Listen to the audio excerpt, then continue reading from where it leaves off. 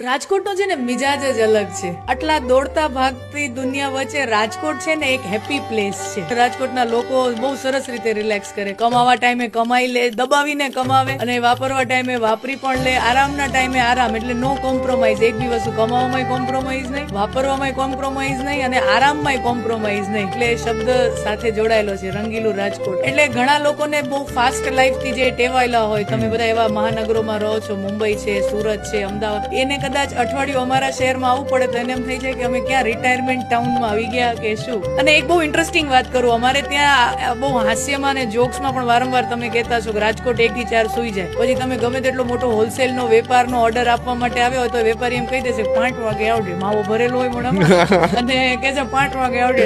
એટલે બસ એ રીતનું છે. પણ હવે સાયન્ટિફિકલી પ્રૂવન થયું છે કે તમે બપોરે જમ્યા પછી જો 15 મિનિટની નેપ લો, ટૂંકી નેપ, તો તમે આખા રિજુવેનેટ થઈ જાઓ છો. બાકીના જે 5-6 કલાક વળી તમારે કામ કરવું છે એમાં તમારી માનસિક, શારીરિક બંને પ્રોડક્ટિવિટી વધી જાય. બહુ જરૂરી છે. હવે ધીમે ધીમે સાયન્સ પણ એક્સેપ્ટ કરે છે. હા, પણ અમારી નેપ 3 કલાકની સ્લીપ જ હોય છે, એટલે એ ફરક છે રાજકોટમાં. જો મિત્રો તમને આ વિડીયો પસંદ આવ્યો હોય અને આવા જ તમારે વધુ વિડીયો જોવા છે તો અમારા પેજને જરૂરથી ફોલો કરતા જાઓ.